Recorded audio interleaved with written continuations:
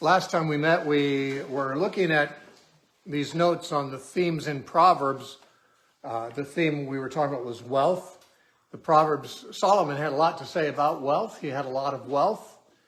And also, he observed people a lot. And you can't watch human society without making observations about wealth, because wealth motivates most of what most people do in some measure. If it's only seeking security by having it, or seeking power by having it, or seeking special status or pleasures because you have the money to afford it. The kinds of things that motivate people are usually connected in some way with wealth. And so Solomon, who observed people and the world a lot and had a lot of wisdom at one point in his life, made observations. Now, some of these observations should not be very surprising to us, partly because we're raised in a culture that was highly influenced by the Bible, and many of the principles of wisdom that Solomon taught in Proverbs we may have heard from our youth even if we weren't Christians, because it's kind of in our culture, but not everything. Some of the things Solomon said are quite contrary to our cultural upbringing. We were talking last time about the first part of the page, and we were talking about hard work versus easy money, one of the main subjects in Proverbs. And that's connected very closely to the subject of the sluggard. One of Solomon's favorite caricatures was the sluggard, the lazy man.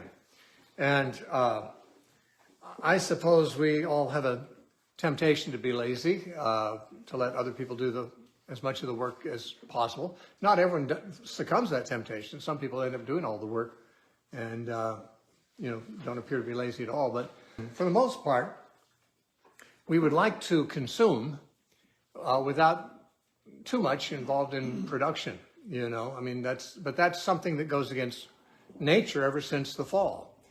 Adam and Eve were apparently given a rather easy job. I don't know. It might not have been extremely easy, but enjoyable job, tending a garden, which was already pre-cultivated. They just had to keep it going. And then when they sinned, they were cast out to the wilderness outside the garden, where they had to contend with thorns and thistles. And God told Adam, in the sweat of your face, you're going to eat your bread, and you're going to labor for it, and so forth. And since that time, obviously, if someone's going to eat, somebody has to work for it, even if it's only hunting and gathering work. I had a friend who lived for many months in Kauai in the jungle. And all he did was smoke weed and pick fruit, and lived on that for the most part. There were a lot of hippies in the jungles in Kauai who did that. But that's a little bit of work, and it's not a very good living. The more you work, generally speaking, the more promise there is of elevating your standard of living and having enough. And for the Christian, it's important to not just have enough so that we're not a burden on others, but to have enough to bear the burdens of others, to help others who can't produce as much. There's always going to be people who can't produce much. That they're not lazy. They just don't have. They may be invalids. They may be disabled. They may be living in countries where there's famine, and you can work as hard as you want. You're not going to make much money or have much food. They may be living in countries where they can work all day, and the government takes all of it. So there's people who are not lazy, but still have need. And so no one should be lazy, because if you're lazy, if you won't work and yet you consume, then you are having somebody else work extra so that you can consume what they produce. They have to produce for themselves and their families, but also for you if you're a sluggard. So Solomon had no respect for sluggards. He mocked them cruelly. He compared a sluggard on his bed to a door on its hinges. He said a sluggard is so lazy that he'll put his hand out to grab something from the bowl on the table, but he's too lazy to bring it again to his mouth. He just kind of doesn't have the energy or won't expend the energy. These are caricatures, of course, but Solomon loved to make fun of sluggards. Solomon was a productive guy himself, though he's a king and had lots of slaves and so forth. He was energetic, industrious, had building projects and was involved in all kinds of things, including horticulture and other stuff that he tells us about in Ecclesiastes. Had a lot of hobbies. So we talked last time about Solomon's assessment of hardworking people versus lazy people. What we want to get, I want to continue in the notes to the next point, which on your notes is Roman numeral 2 and letter D. Now, there are certain proverbs that indicate that there may be something desirable about being self-employed. Now, this is not a moral value. It's more just for your own advantage, to be free from employers if possible. Now, honestly, there's kind of a trade-off, whether you start your own business and work it or whether you work for an employer. Obviously, if you start your own business, you get to keep more of the profits of your labor, but you also have the responsibility to keep the business going or else you're going to go hungry. Whereas if you work for an employer, you still have to work, but all the headaches of the company go home with the management. And if you're just a laborer for someone else, you just put in your hours and you get your fee, and you don't get as much as if you own the business or if you're working your own business, but it's got its own advantages too. But there weren't big corporations in Solomon's day. There was no industrial revolution. Business was not highly developed as it is in modern times. People were either usually independently wealthy, probably because they inherited wealth and had slaves working for them, and so they were getting rich off slave labor, or they were peasants, normally dirt farmers, just working hard in the desert. And so Solomon seemed to think that the people who have their own little piece of land and can farm it are in a desirable situation. He didn't indicate that that's the way you'll get extremely rich, but he did indicate that can be a secure thing. And so, let me see if I can find him. There's Proverbs 27, verses 23 through 27. He said, "Be diligent to know the state of your flocks, and attend your herds, for riches are not forever, nor does a crown endure to all generations. When the hay is removed and the tender grass shows itself, and the herbs of the mountains are gathered in, the lambs will provide clothing for you, and the goats the price of a field. You shall have enough goat's milk for your food, and food for your household, and nourishment for your maidservants." Now, this is not saying everyone should do this, but he's saying, if you have your own little piece of ground and you're self-sufficient and you're not answerable to anybody else except God, then you've got kind of a good gig. If you got enough goats for your milk and sheep for your wool, and you've got a garden for your vegetables, and maybe you've got a cow, and you look out for those things well, then you'll have enough. And subsistence was definitely enough for most Jews at that time. If you weren't one of the fabulously wealthy, you were, like I said, you're pretty much a peasant. And so if you get a little piece of land, maybe lease it, lots of time people did, then you wouldn't have to you wouldn't have to be a slave. You wouldn't have to work for someone else. And, I don't know what we can draw from that, except that, there are people who do today find it advantageous to run their own business. A lot more stress, a lot more responsibility than working for someone else. You don't get as many vacations, and you don't get benefits provided. You have to provide those for yourself. But there's a certain amount of freedom, which Solomon seemed to think was a positive. It's not the only positive, because, of course, what they didn't have then and we do have now is big companies that hire a lot of employees, and those employees are treated reasonably good and have benefits and things like that. So obviously that can be desirable too. But you don't make your own schedule when you work for someone else. And your finances are determined by somebody else, not really entirely by how hard you work. Obviously, if you work for a company and you work harder than other people, you'll probably be promoted, you'll probably get more raises, but there's still a ceiling because you're never going to get as much as the boss, as the owner of the company does. And so having your own thing going on, at least even if you don't get rich by it, there's no one else holding you down. There's no one else putting a lid on how much you can succeed. So, I mean, I don't think one is better than the other. Again, the idea of working in a corporation didn't exist in Solomon's day. It's not one of the options that people had. But he was saying it's good to have self-sufficiency if you can. And that seems to be what he's saying in those particular verses. Now, when it comes to riches, remember Solomon said that a lot of things are worth more than riches. We started by looking at some of the Proverbs last time, where he said this is worth more than riches. This is usually wisdom is worth more than riches. But here, in some verses, he mentions again and again how much a good reputation or a good name is worth more than riches. He says, for example, in Proverbs 10:9, he who works with integrity works securely, but he who perverts his ways will become known. Now that's because he has a good name. The guy who works with integrity has a good name. People will want to hire him if he needs to be hired. People will trust him. He'll have more clients in his business. Many employers I've had friends and relatives who owned companies, and they mentioned it's really, really difficult to find laborers who are not just there to put in the minimum and get the most they can. It's, Paul said in Colossians chapter 3 that we should, if we're servants, of course he's talking to slaves, but if we're not slaves, but we're servants of someone else, an employee, he said that we should labor for them as unto the Lord, not with eye service, not just when they're looking, not just working hard when we can't get away with sloughing off, but work hard because the Lord's always working. He says, you're God's servant. And so to work with integrity, even if you don't get rich, is to be desired.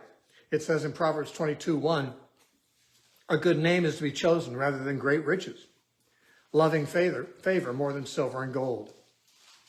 So to have people who respect you, who know you're an honest person, who you've got a good reputation with them, that's actually worth more than money.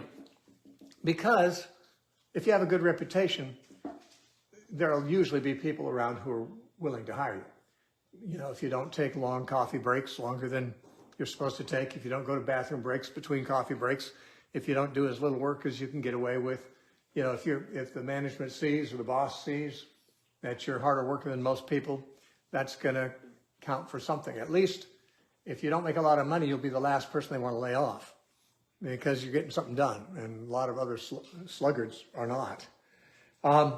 Proverbs 19:1, it says, better is the poor who walks in his integrity than one who is perverse with his lips and a fool. Now, better to be poor and walk in your integrity. Now, that's looking at a different angle, because I was saying that if you have integrity, you'll be in demand. You'll be valuable to an employer. You will usually be able to support yourself. And frankly, there's a very good chance that you'll be advanced in your profession if you're honest and so forth. But now he says integrity by itself is worth more than money. In other words, even if you don't get rich, having a clear conscience is worth more than riches. There's not very many people who are rich who have a truly clean conscience. People learn to live with whatever state their conscience is in. The Bible talks about people who have seared their conscience, says it's like cauterized it. Your conscience is that organ of you that senses right from wrong, senses if you're guilty of something or if you've done the right thing. That's what the conscience is. And like other sensitive organs, like the tips of your fingers, if you're a guitar player, when you start playing guitar for the first time, you hurt your fingers. After a week of continuing, you don't feel it anymore because you're not sensitive on your fingers anymore. Why? Because you keep afflicting them. The same affliction that made you want to stop, you just keep doing it and you ignore the affliction and it gets callous. Well, the conscience can happen that way too. When you do something wrong, your conscience bothers you. If you keep doing it anyway, by stages your conscience doesn't bother you, even though it's not any less wrong what you're doing. You just don't sense it's wrong. You get used to it. I remember hearing R.C. Sproul say that he didn't get saved till he was, I think, college age. And as a teenager, he said the first time he fornicated, he felt so guilty, he went home and vomited. He just felt so awful. He wasn't even a Christian. But he said he kept living in fornication. After a while, it didn't bother him at all, you know. It's amazing how you can just get used to the nagging of the conscience until it doesn't nag anymore. Or it nags, but you've muffled it. You've made it so you can't hear it. And to have a clear conscience is, I think, a rather rare wealth in our society, because most people make whatever compromises they think most people are making. A little bit of lying here, a little bit of, stealing here, a little bit of sloughing off where you should be working hard. Every time you do something you hope someone didn't see. Every time you do something you hope your boss didn't see. Anytime you realize this isn't quite what I should be doing, but everyone does this, and I'll probably get away with it, your conscience gets more cauterized, gets more desensitized. But it's not clean. It's not a clear conscience. It's a conscience that's still protesting, but you've shoved it down so you're not listening to it protest anymore. And so most people, I believe, live with a fair amount of nagging guilt, which they just ignore. And they would even deny to themselves that they feel any guilt anymore, because they've simply stifled it.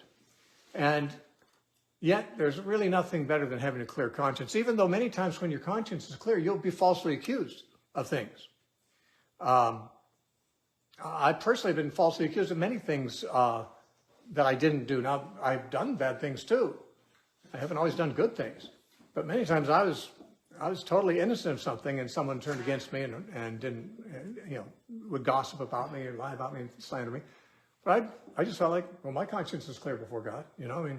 What does it matter what somebody says about me? Well, it may matter if you lose your job over it. I've never been in a position to lose my ministry because I've never been hired by anyone. I've never talked about being self-employed. But I remember when I was young, I used to have to support my ministry on the side with side jobs. And I was living in Orange County, working at a little frozen yogurt place. It was called the Joy of Yogurt. It was at the mall in Costa Mesa. And everyone who worked there except me were family of the owner. And they'd sometimes have me close. And then the next morning they'd say, there was some money missing from the cash register after you closed. I'd say, really? How much? And they'd say, $8, $12, little amounts. But it was is perplexing, because I'm the one who took the money from the cash register and put it in the slot in the floor to the safe every day. And I began to get concerned, because every day they said there's money missing, and there was no one there but me who could have taken it. And I knew I wasn't doing it, so I thought maybe I'm counting back change wrong. So I began to double count change and make sure I didn't do anything wrong. And I'd say, surely nothing is missing now. But the next day they'd say, yeah, there was another $15 missing last night. And I thought, what in the world? I said, I don't know what to say. I'm not a relative of yours. I think some of your relatives may have access here. Maybe they come at night. I don't know. I didn't want to blame them because I had no idea. But I knew I was in it. But I got fired. I eventually got fired because the money kept disappearing. And I thought, I'll never figure that one out. I mean, I really don't. If they had a nephew or something that came and took the money, he'd have to come in the middle of the night because I was there at closing. So I have no idea what happened to the money. But I knew my conscience was clear. Didn't like being fired much. You don't really want people to think you're guilty when you're not. But when you know that God knows you're not guilty, it carries you a long way. And having a clear conscience is a major value. And so that's why integrity is so important, more for your conscience than for your reputation. I mean, obviously, if you have integrity, you'll have a good reputation. But even if people ruin your reputation with slander and false accusations, if you've got integrity before God, you'll be clean, and you'll feel clean, and you won't be distraught because you know that God is on your side. If you actually have been compromising, then you know that God may not be entirely on your side in this matter, and then you walk around with fear. There's another place in Proverbs, I don't have it in the notes, says, the wicked flee when no one pursues, but the righteous are bold as a lion. Now, why does a wicked man flee when no one pursues? Well, it's part of the proverb. He's wicked. His conscience isn't clear. It makes him paranoid. You know, how many people either were or knew hippies back in the 70s who always, had some marijuana in their glove box, and whenever a policeman showed up behind them, just who was paying no attention to them, they'd begin to sweat bullets because they knew that if the policeman would stop them, they were guilty of something. Now, in many cases, they didn't get caught, but no one was pursuing, but they fled anyway, you know. The wicked flee when no one pursues. If you find a person who's paranoid, almost certainly there's something wrong with their conscience. There's something. That's Proverbs 28:1. Thank you. So, you know, integrity is important. It's even more important than money. But when it comes to money, dealing with integrity with money is something that Solomon has a lot to say about. He says in Proverbs 21:6, getting treasures by a lying tongue is a fleeting fantasy of those who seek death. Getting money by deceit, by fraud, by lying. I've never understood why people do that, but they must just value money a whole lot more than I ever could. I mean, why would I want to risk my reputation, risk my conscience, risk my integrity before God just to get some money? I mean, if I were starving to death, there might be a temptation. I've never been that starving.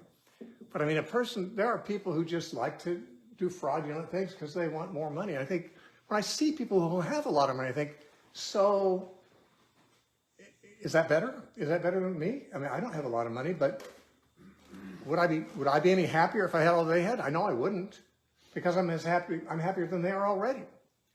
I've got to be happier than they are because they're willing to compromise their conscience to get more. They're not content. Contentment is, again, what you have when you have a clear conscience. When your conscience is clear, you're not afraid, you're not paranoid, you're not walking around hoping people don't find out something about you.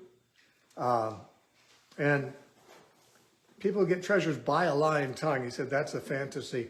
They think they're going to enjoy, I guess, the fruits of their frauds, but it's a fantasy, and it's going to fly away. It's you know, they may feel good that they got away with something briefly, but the joy is short-lived. I don't know. I don't have the impression that very many of the dishonest people I know have ever really been happy, and I don't think being dishonest helps them be happier. I think it has the opposite effect. In the next verse, no, it's not the next verse, sorry, it's Proverbs 20, verse 7. It says, the righteous man walks in his integrity. His children are blessed after him. Now, Solomon might have been thinking of leaving a blessing to your children in terms of finances, because he certainly left a lot of money to his kids. And a lot of people, that's what they hope to leave their kids. They hope to leave their kids financially set up. And I can understand that. I mean, you don't want your kids to suffer. But the man who walks in his integrity has something even better than wealth to leave. His kids can be proud of him. His kids can be, they've had a role model. They will more likely have a conscience about doing things honestly themselves. You're leaving them character behind, which is worth more than leaving money behind. If you leave them both, that's fine. But if you can't leave money, at least blessed are the children of a man who walks in his integrity. Chapter 20 and verse 10 of Proverbs says, diverse weights and measures, they're both alike, an abomination to the Lord. Now this is a proverb that is in there twice. It's also in chapter 20, verse 23. Diverse weights and measures. I imagine most of you know what that's referring to, but if you don't, in the marketplace, things were sold by the ounce or the shekel, which is a weight. They were sold by weight, whether you're buying grain, whether you're buying, you know, any kind of produce, probably even meat, I would imagine, was sold by weight, just like it is today. But also it was paid for by weight because people didn't have coins. In most of the ancient world, I mean, there are exceptions. Ancient Greece and ancient Rome had coinage, but a lot of the other countries that didn't necessarily use the imperial coins. They just paid for things by weighing out silver or some other commodity, but usually it was silver. Might be gold if you're buying something really expensive, but you would have silver and you'd weigh it out. And so if you're buying so much grain, you'd put, you know, there'd be weights on one side of the scale, and you put the grain on the other side, obviously, to determine how much it weighs, and you do the same thing with your silver. Now, if you were a crook,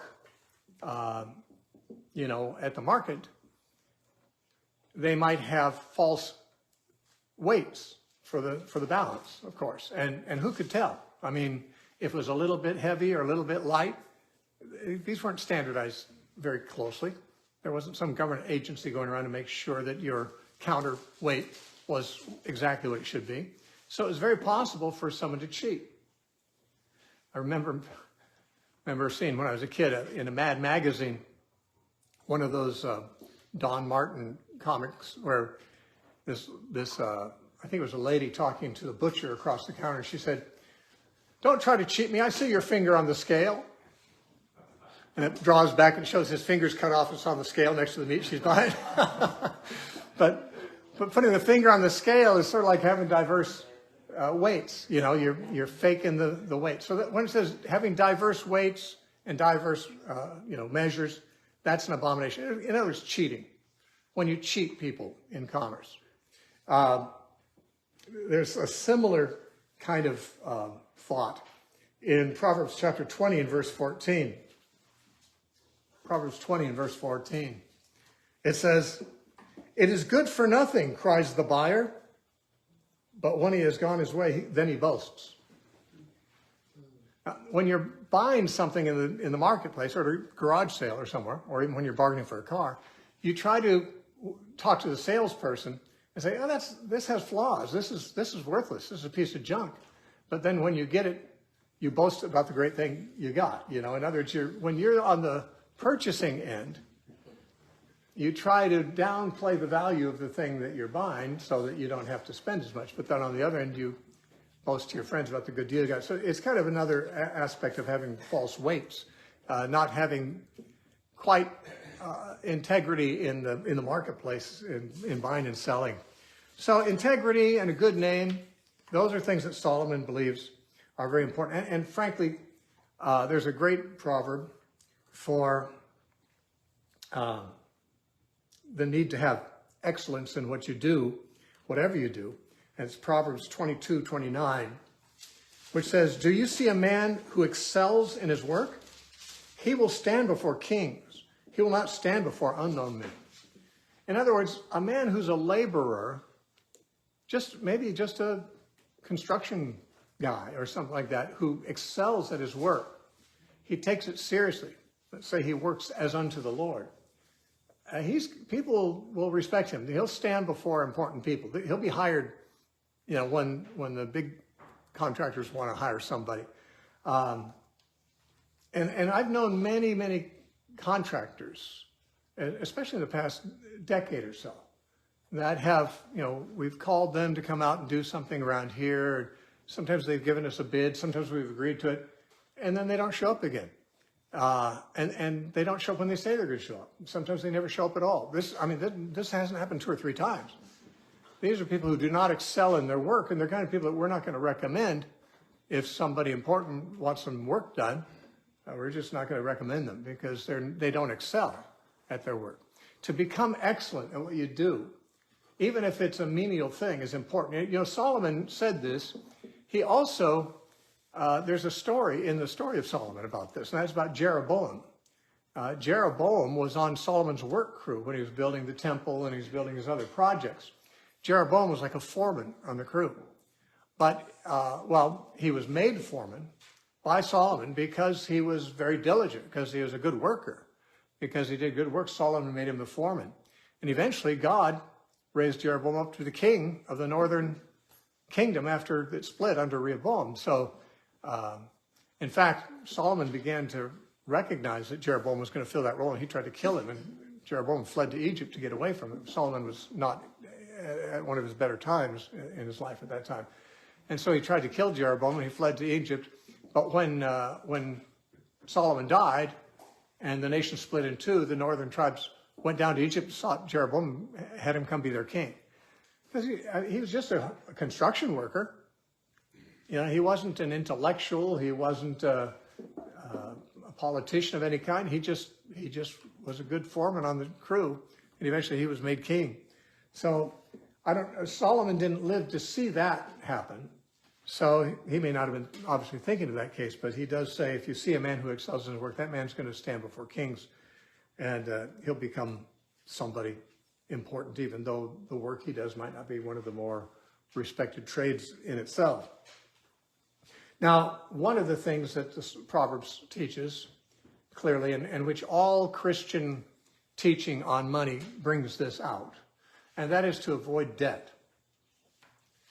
Now, we live in a society that's all about debt. We borrow from banks, and the banks borrow and from each other, and there's interest on everything. Under the law of Moses, Israel was not allowed to charge interest if they lent to somebody. But usually the person who was borrowing because he was really poor. I mean, he was really borrowing because he couldn't put food on the table that day for his family, so he'd borrow. And the law of Moses forbids the Israelites from taking advantage of people in that condition and to lend to them. Don't charge interest. You're not allowed to charge interest. Although it did say you could charge interest to foreigners. So I'm not really sure what situation, probably similar situation. Poor foreigners, you could charge interest on that because you're supposed to treat your brother Israelites better. But debt is really only forbidden, we might say, in two places. And it's not really forbidden. The Bible does not forbid it. Some people think it's a sin to borrow money. The Bible doesn't say it's a sin to borrow money. One of the places that speaks of debt, but it's not really giving a rule about debt, is in Romans 13, which is often quoted when people are talking about debt. It's not really legislating that you can't go into debt, but it is saying something somewhat different. It's Romans 13:8, excuse me. Paul said, owe no one anything except to love one another. Now, owe no one anything sounds like don't go into debt, right? Because if you go into debt, you owe somebody. So some people see this as a moral sanction against borrowing. It actually is not intended that way. If you'll notice, this is a summary statement of the previous verses, where he said in the earlier verses, verse 7, render therefore to all their due. Taxes to whom taxes are due, customs to whom customs, fear to whom fear, honor to whom honor, owe no one anything except to love. Now what he's saying is, don't leave any obligation unmet. Don't remain in an indebted situation when you actually are supposed to have given over something, to pay taxes to people that taxes are due to. Now we usually pay our taxes, at the end of the year or something like that. So do we owe them all year long? Apparently. Yeah, we owe them. We're in debt. Even our light bills, we go in debt on a monthly basis for that. We use the electricity before we pay for it. We're in debt. We buy houses with debt. Now, it's almost impossible to live in our modern society without doing that. And Paul is not saying that it's immoral to have debt. He's saying, when he says, owe no one anything, what he actually is saying is, if you owe something, don't leave the debt outstanding. You know, how much do I owe for the electricity I've used this month before the electric company bills me? Well, I don't know, but I don't owe it until they bill me. I'm going into debt using it, but if I pay it on time, it's fine. If I'm buying a house, the bank really owns it. I don't.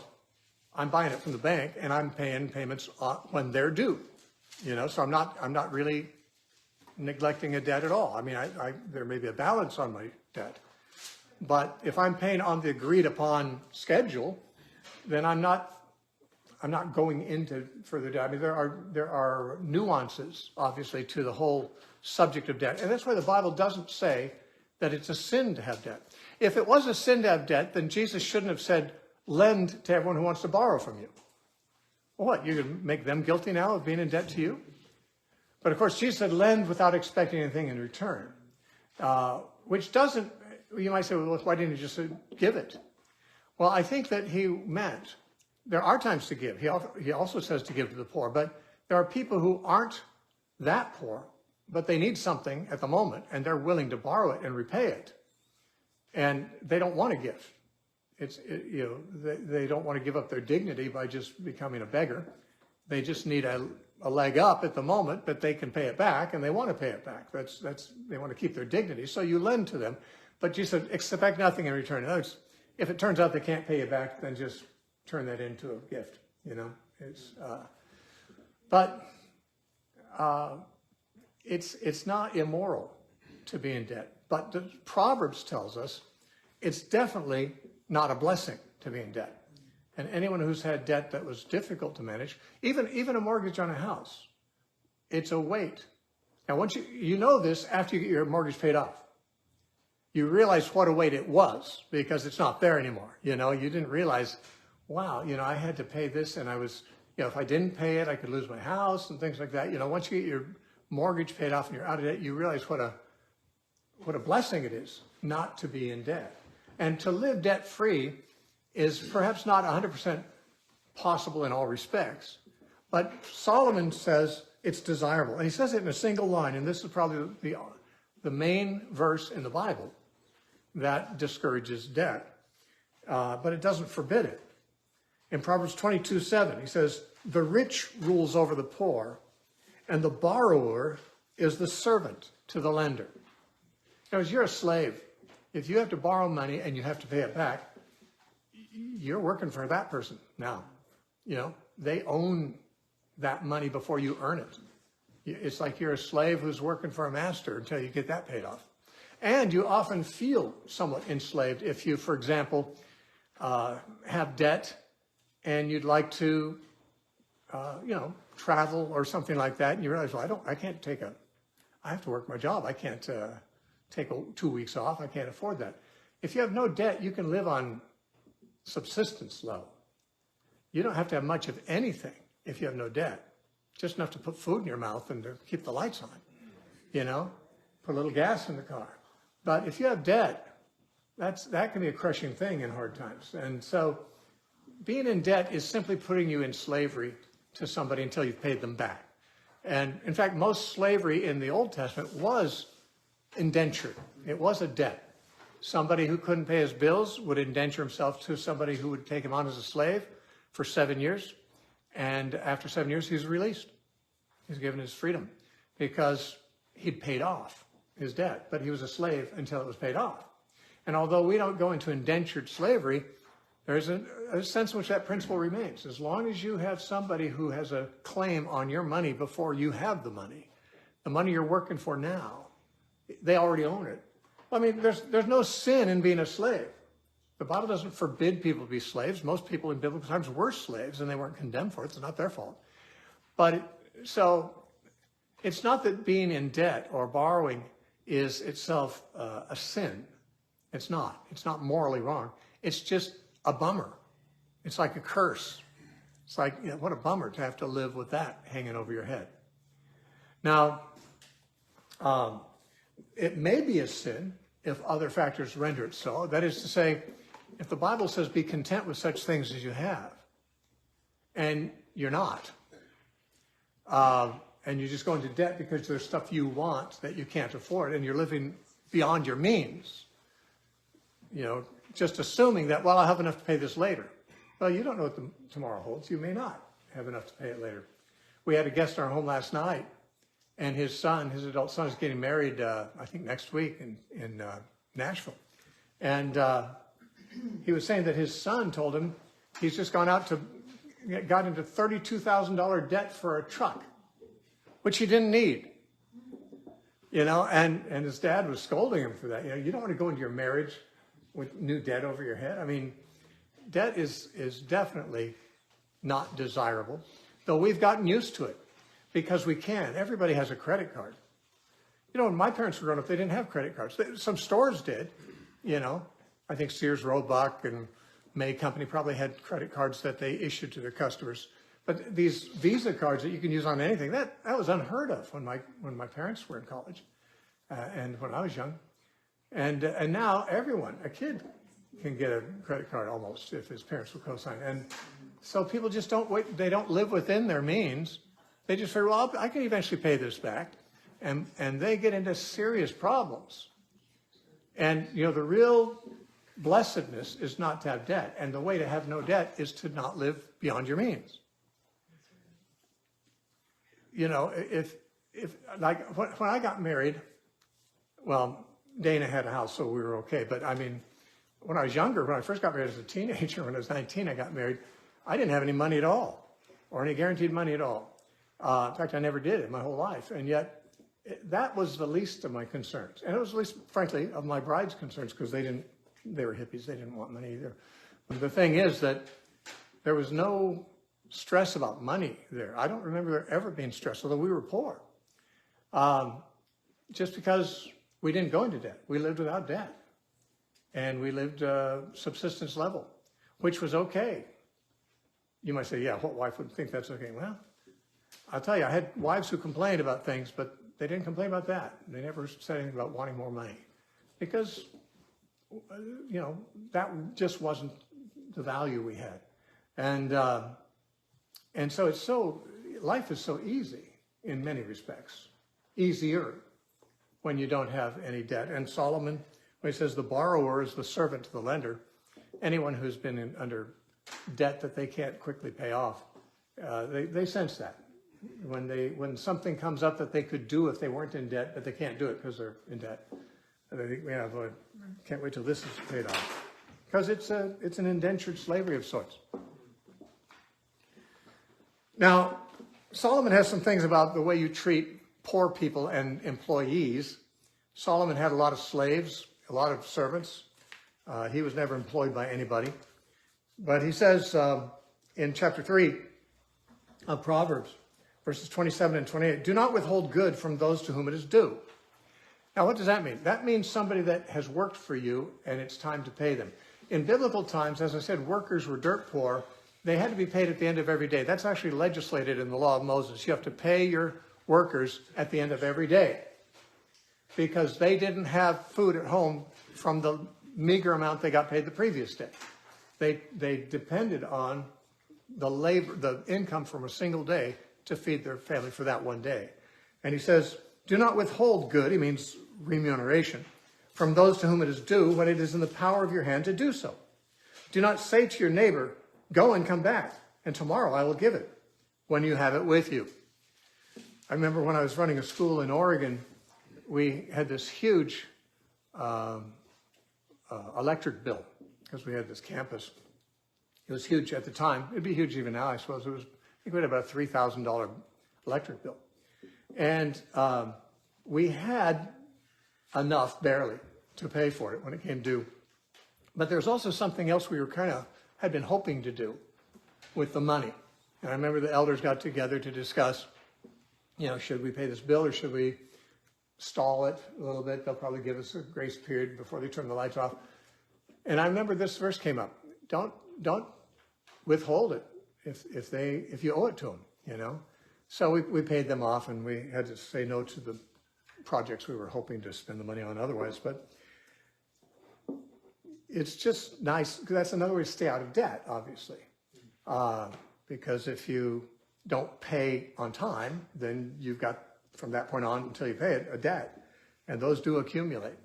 I have tried to live without debt all my life, but I haven't managed it all the time. Once we bought a house in Oregon, and my grandmother donated almost enough to buy it, but not quite enough. And so I actually wanted to get a loan from a bank. I only needed $10,000. The rest of the house was paid for by a gift. And I only needed $10,000, but I had no guaranteed income. Never.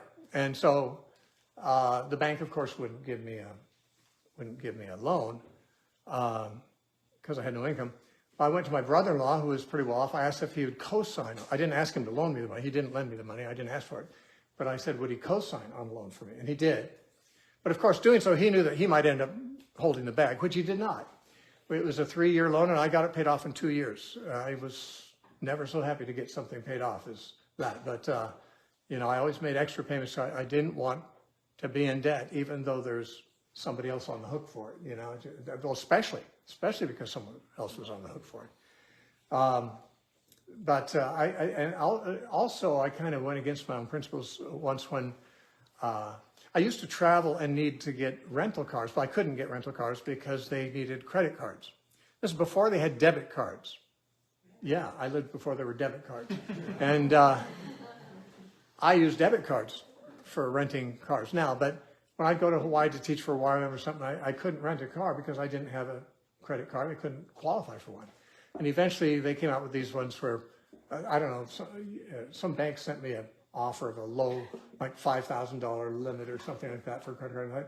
I'll get that and I'll just use that for renting cars. I can, I never would rent a car if I couldn't pay for it with cash anyway, so but you need a card. So I started using it for that. And then there started to be books I needed. So my wife knows I need many, many books. She doesn't think I need as many as I need, but she knows the addiction. So I'd say, well, I'll buy these discount books from Christian Discount Book House. I can put them on a card. And I eventually ran up debts that I couldn't immediately pay off. My intention was to pay off the debt at the end of every month. And eventually I didn't. And so I just tore up my cards and I got it all paid off and never went into debt again, personally. I mean, there was still some debt on this house when I moved in with Dana, but I never incurred a personal debt again. And I won't. I don't need to. If there's, you know why? Because the promise of God is that you'll never lack for any good thing. And if there's things I can't afford that I would like to have, but I can't afford them, I lack for them, so they must not be a good thing. The Bible promises twice, those who fear the Lord shall not lack any good thing. So whatever I lack must not be good for me. And I have to just trust God on that. But He's certainly given me more than I desire in most respects. Just about every respect, frankly. Just treating people kindly when you owe them money or when they're your employees or whatever is what Solomon's talking about there. It says in Proverbs 22:16, he who oppresses the poor to increase riches, and he who gives to the rich surely come to poverty. Now, oppressing the poor so that you become rich is obviously a really bad thing, but also giving to the rich. And by this, I think he means trying to curry favor with the rich by bribes and gifts and things like that, which they don't need.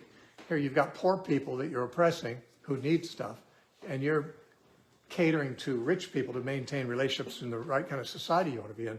Said the person who does that will come to poverty, not because of anything natural about that transaction happening, but because obviously it's in the providence of God. God will be disappointed and will bring you to poverty. Let me just go down to using money. Proverbs 3:9 says, honor the Lord with your possessions and with the first fruits of all your increase. Now, this was back when tithing was a law. But tithing, they were supposed to take 10% of all their increase and bring it to the temple to feed the Levites. But in addition to that, they, of course, could bring gratitude offerings. And they were supposed to bring the best, the first fruits. You know, some people say, why was Cain's Abel not accepted and Abel's offering was accepted? Usually the answer we get is that Cain didn't bring a blood sacrifice and Abel did. Another answer is from Hebrews 11 is that Cain didn't do it in faith and Abel brought it in faith. But we also read in Genesis that when Abel brought his offering, he brought of the firstlings of his flock. As he took the first of the increase of his flocks and gave that to the Lord. Putting God first in your finances is what Solomon says to do here. And with the first fruits of your increase, give to God. This was in addition to the tithes that they paid in the Old Testament. We don't have to pay tithes. That's not commanded in the New Testament. Giving 10% is not a rule in the New Testament. But giving to God or honoring God is because he owns all our stuff. And so whatever we have is his to be used in a way that honors him, in a way that pleases him, in a way that advances his concerns. Much of it has to do with giving to the poor.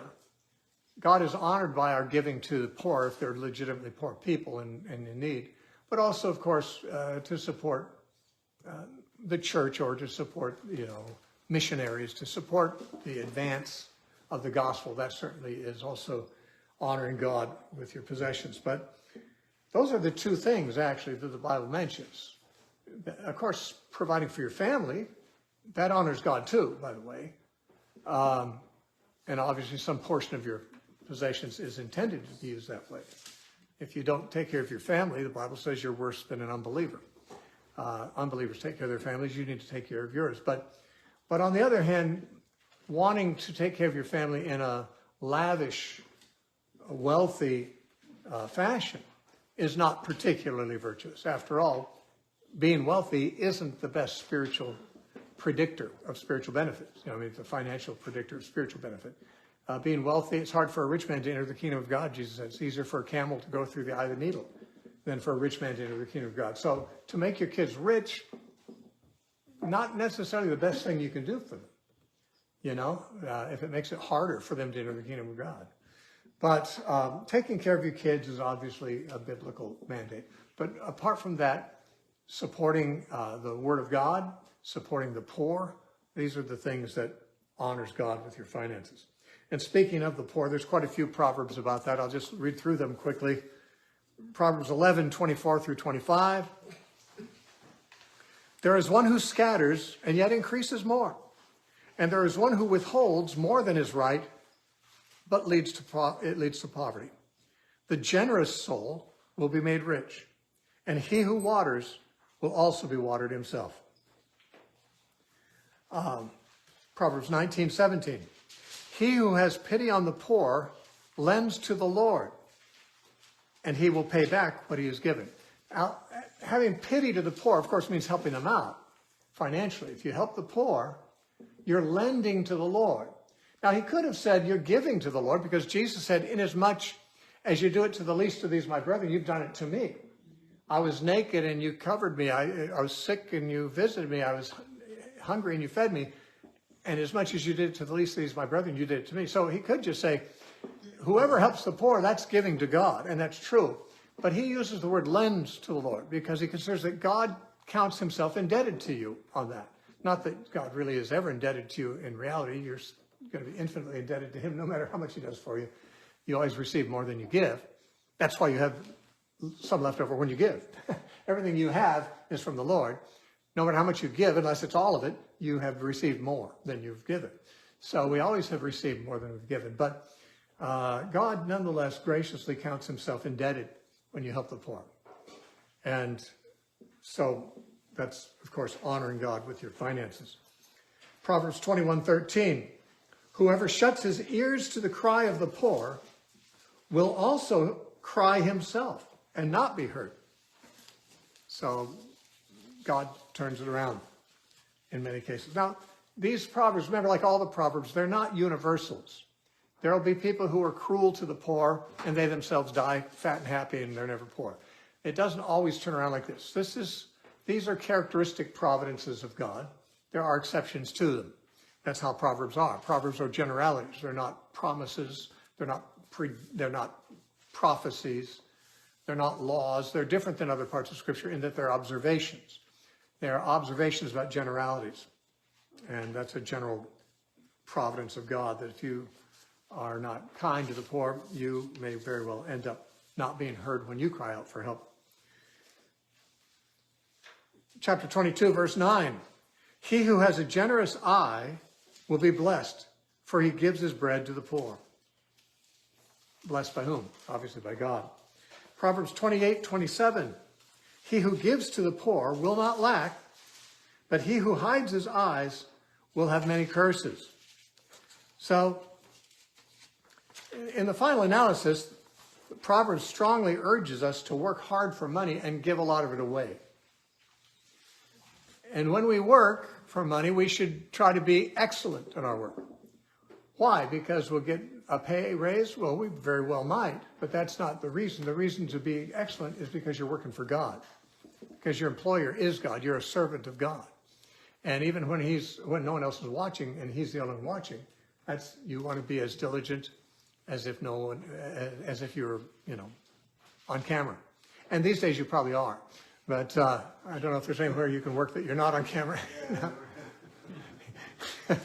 But even if there are no cameras, even if no one has a cell phone in the room, work as if God is your master and he's the only one watching. and then honor God with what you get.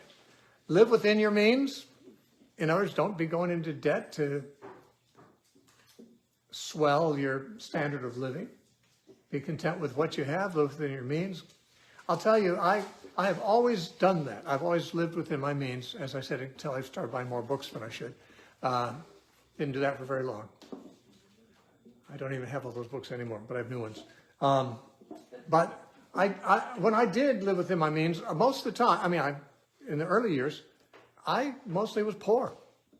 I didn't feel poor because I didn't lack anything that was important. I never went into debt. Obviously, if you're not going into debt and you're still feeding your family, you've got enough. If you don't have enough, you're either not going to feed your family or you're going to go into debt. But if you're feeding your family and you're not going to debt, you've got enough. And I spent like my 40 earliest adult years kind of living subsistence and never lacked for anything. And giving much to the poor and to others. And God has obviously provided nicely for me at this point. I live comfortably, but it's not anything I require. I don't find that people who have a lot of money are more contented or happier or have a cleaner conscience than I have. And those things are a whole lot worth more than money, Solomon said. And so that's wisdom. Some of that is, rules. Some of that is morals. But for the most part, that's just wisdom from a man who at one time was the wisest man in the world and had a lot of money. I'm not saying he always was wise. He's one of those guys who knew how to give good counsel, but sometimes didn't know how to take it. But we don't have to be like that. We can take the counsel and be wise ourselves.